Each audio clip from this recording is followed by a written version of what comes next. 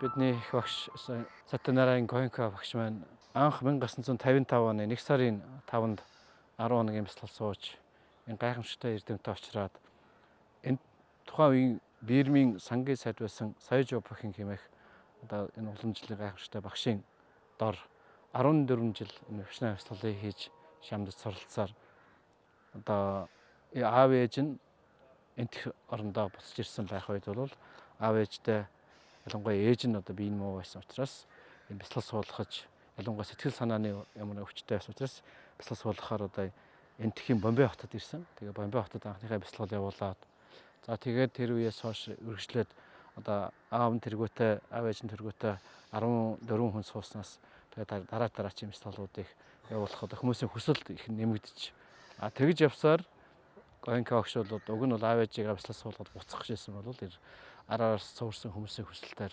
энтх оронд одоо номын гагамбар нь урсаж эхэлсэн. Тэгээ Гойнко багш маань Сарнат дахь Бирмийн хийд хийгээд Бодгай дахь Бирмийн хийдүүд дэргүүтээ заримдаа одоо лал шашны масжидд очиж юм хинду шашны одоо хийдүүдэд ч юм уу энэ газар бяцлал явуулахаар бололцоотой болгосон. Тэр газар болгонд нь очиж асар их тийм бэрхшээлийг туулан байж бол номсор бяцлаглаа зааж эхэлсэн. Тэгээд одоо Гойнко багшийн амьдралын түүхэнд бол 1969 оноос эхлээд 1993 он хүртэлх 94 он хүртэл бяцлаглууд бараг жилдээ бол 20-с доошгүй 11 бяцлал зохион байгуулж ингэж явсаар нийтдээ 450 гаруй 11 бяцлал зохион байгуулсан. Тэгээд тэр энтхийн тэр бурхан багшийн юутай холбоотой тэр дагшин газруудад явуулсан бяцлаглуудын үед нь бол тухайн үед Америк, Европын олон орнуудаас ирсэн хиппи нар их олоолаас сууж одоо үннийг хэрэглүүлсэн тэр олон хүмүүсийг сууж бяцлал сууснаар бол энэ Гойнко багшийн бяцлал бушны бяцлал маань зөвхөн энтхийн орондоо битээхэл гадагшаага одоо тэлэх үйл ажиллагаа явж эхэлсэн.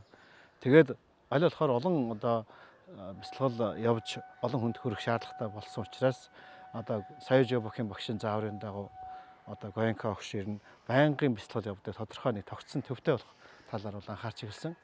Тэгээд одоо энэ Бомбей хотоос энэ 300 км-ийн зайд байгаа Игатбури хэмээх жижигхэн тосгоны хойно байгаа энэ одоо төвийг бол Даммагери төв гэдэг.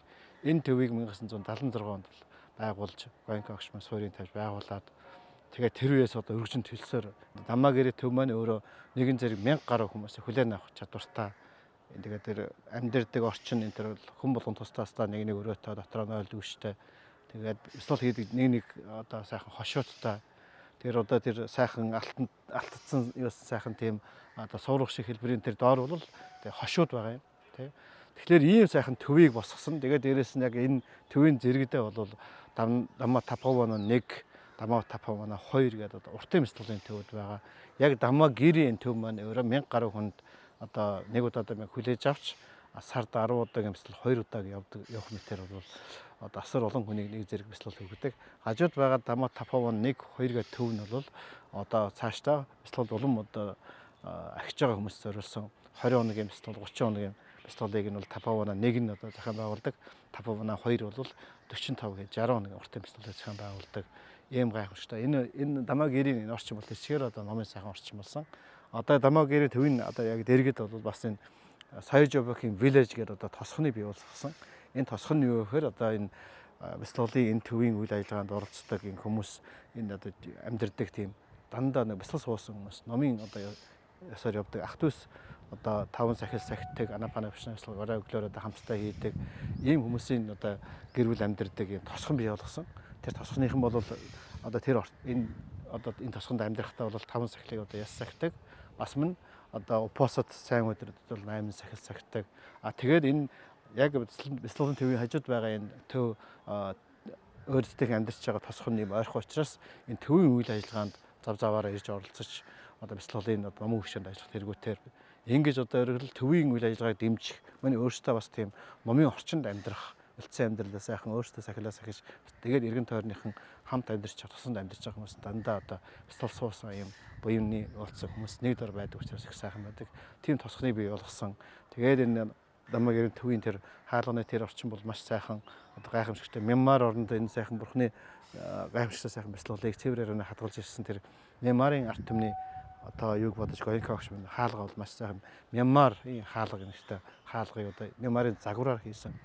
Тэгэхээр ер нь одоо сувргууд энэ төр бол тэр чигээр дандаа Мянмарын арт түмнийг хүндэтгэж яагаад гэвэл энэ бурхны сургаал ном гайхамшигтай тэр бэлтгэл ном нь одоо энтэгт одоо байсан боловч энтгийн арт түмнийг өөрөөсөө алдсан байсан тэр эрднийг Мянмарын арт түм хадгалж ирсэн. Тэгэхээр Мянмарын арт түмний ачийг санаж дандаа сувргууд нь ч гэсэн одоо Мянмарын сувргууны шивдэгоны сувргууны загвараар хаалганд гэсэн одоо Мянмарын арт түмний загвар дизайнер ингэж хийгдсэн байдаг. Тэгэхээр одоо бидний ирээд байгаа энэ газар бол одоо 1976 оноос хойш одоо хүртэл одоо хэдэн саяараа хүмүүс ирж бэлтгэл суурсан. Энд бол зөвхөн 10 хоногийн бэлтгэлээс гадна одоо 10 хоногт олоодаа суусан хүмүүс зориулсан 8 хоногийн сатипатаны бэлтгэл, хүүхдийн бэлтгэлүүд 1-3 хоног хүүхдийн бэлтгэлүүд 8-аас одоо 14 5 насныханд зориулаад тэгээ шилжилтийн нас нь тийнейжерүүд зориулсан одоо өсвөр насныханд зориулсан одоо 7 хоногийн бэлтгэл өнөөдөр бас яг сая энд бол тэр нэг шилжилтийн нас тийнейжерүүд зориулсан одоо өсвөр насныханд зориулсан 7 хоногийн бэлтгэл одоо яваад өндөрлсөн байна. Өсвөр насныханд зориулсан одоо 15-аас 18 насныханд зориулсан тэр 7 хоногийн бэлтгэл бол их гой зохион байгуулалт удаандаа бол 45 минут суудаг. Тэгээд өдөрт 2 номын айлдвартай өглөө 11 цагаас өмнө нэг номын айлдвартай орой бас номын айлдвартай ийм маягаар нөгөө 7 хоногийн явдаг ийм тийнейжерийн курсууд нь бол тэр амьдралын хөл тавих гэж байгаа одоо тэр нэг сайн муу юм руу халтарчих магадaltaй байгаа. Энэ үедээ одоо ариун намтай учирвал тэр хүн бол цаашдаа зөв зам руу орж зөв одоо замаар явах, буруу замаас хол байх ийм суурийг бол тавьдаг. Монгол энэ одоо энтгчүүдийн энтхийн одоо өсвөр насныхных бол одоо цаашдаа зөв замаар явахт нь одоо шилжүүлж байгаа маш сайхан хэрэг болом. Тэгэхээр энэ төв маань ийм сайхан гайхамшигтай төв байна. Энд бол монголчууд ирээдүйд сайхан ирж сууж ялангуяа уртын бэлтгэл олон удаа суусан хүмүүс бол ирж одоо 10 хоногийн бэлтгэлд одоо 3 удаа суусан бол 8 хоногийн сатипатаны хөрс сууж болдог. 10 хоногийн бэлтгэлд одоо 5 удаа суугаад сатипатаны бэлтгэл суусан. Өглөө оройных бэлтгэл тогтмол хийдэг. Одоо сахил 5 сахилаа сайн сахидаг. Тийм ээ ийм хүмүүс зориулсан бол 20 хоногийн бэлтгэл явдаг. Тэгээ 10 хоногийн бэлтгэл 6-аас дээш удаа суугаад тэгээс 20 хоногийн бэлтгэл суусан. Одоо номжлогын антид ажилласан. Тэгээ тэр хүмүүс бол 30 хоногийн бэлтгэл суудаг. Тэгээд миний 30 хоногийн бэлтгэл суусанд урд хожлууд яасан бол 45 суудаг. Тийм ээ 30 хоногт 2 удаа сууж иж 45 хоног одоо суух болцол авдаг. 45 хоногт бас нэлээд олон удаа сууж иж дээрээс нь бас нэлээд одоо багш нарын одоо үнэхээр зөвшөөрсөн хүмүүс бол 60 хоногийн бэлтгэл суудаг. Ийм сайхан одоо номын орн энд Даммайгэрэ төв дээр өнөөдөр бид ирээд байна. Тэгэхээр цаашдаа монголчууд маань бас монгол бяцлагч нар байна. Энэ төв дээр сайхан 10 хоногийн бэлтгэл суухаас гадна ном үйлчлэгэнд нь ажиллаж буян хураахаас гадна бас мөн тэр цаашдаа олон удаагийн 10 хоног суусан 20 хоног 30 хоног суусан хүмүүс бол энд ирж сууж цаашаага тэр уртын бэлтгэл сууж сайхан ялангуяа 60 хоног хүртэл сууж бэлтгэл улам гүнзгий орох сайхан боломж байна. Тэгэлээ.